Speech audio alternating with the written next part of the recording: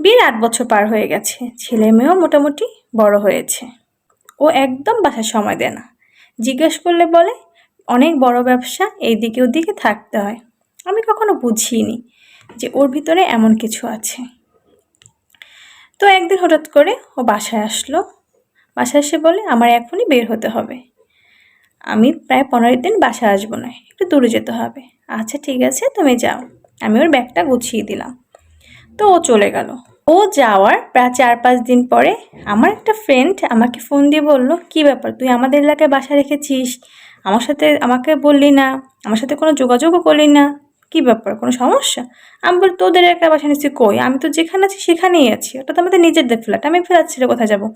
বলছে কী বলিস, ভাইয়াকে তো দেখি 4-5 দিন পর্যন্ত আমাদের বাসার সামনের বাসা থেকে বের হচ্ছে। আমি তো বলছি তুই আমাদের বাসার সামনে ফ্ল্যাট নিয়েছিস।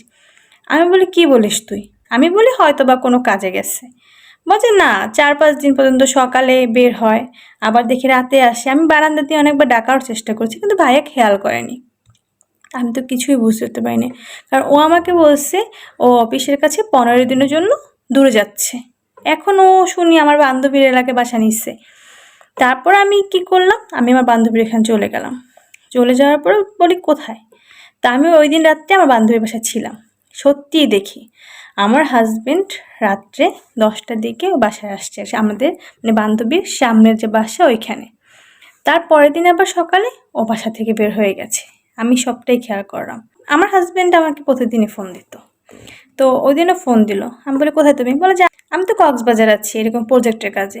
তো আমি তার পরের দিন আমার ছেলে মেয়েকে আমার বান্ধবীর বাসায় রেখে আমার বান্ধবীরা আমি ওই বাসায় চলে গেলাম। তো আমার বান্ধবীরা আবার ওই বাসার অনেকের সাথেই ভালো সম্পর্ক আছে। হাজবেন্ড 3 তলা একটা ফ্ল্যাট কিনেছে। তো 3 তলার আবার আমার বান্ধবী একটা খুব পরিচিত একটা ভাবি ছিল। তো ওই ভাবিকে নিয়ে আমি আমার হাজবেন্ডের ফ্ল্যাটে গেলাম।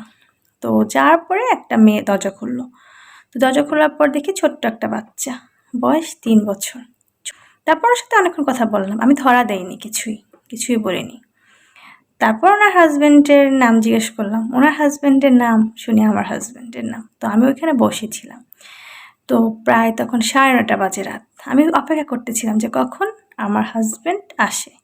তো এর ভিতরে আবার আমার হাজবেন্ড ওই বাসায় চলে আসলো। আসার পরে আমাকে দেখে তো আমার হাজবেন্ডটা অবাক। তারপর তো আমি বললাম কী ব্যাপার, আমি ঠান্ডা মাথায় বললাম। তারপর আমার হাজব্যান্ড সব কিছুই স্বীকার করলো যে ওই মেয়েটাকে বিয়ে করেছে 4 বছর আগে, কিন্তু আদৌ আমরা কিছু জানিই না। তো ওই ফ্ল্যাটটা নতুন নিচ্ছি ওই বোন নামে। তো এই জন্য ওই বোর সাথে এখানে থাকার জন্য আমাকে মিথ্যাতে বলে আসছে। তো তারপর কি, আমি ডিভোর্স দিইনি। আমি ডিভোর্স দেওয়ার প্রয়োজন মনে করিনি, কারণ আমার বাচ্চাদের হক আছে তাদের বাবার প্রতি, কেন ডিভোর্স দিব? তো এই কাহিনিটা এক জায়গা থেকে কালেক্ট করে আপনাদের সঙ্গে শেয়ার করলাম। যদি ভালো লেগে থাকে অবশ্যই পাশে থাকবেন। আসসালামু আলাইকুম, আল্লাহ হাফিজ।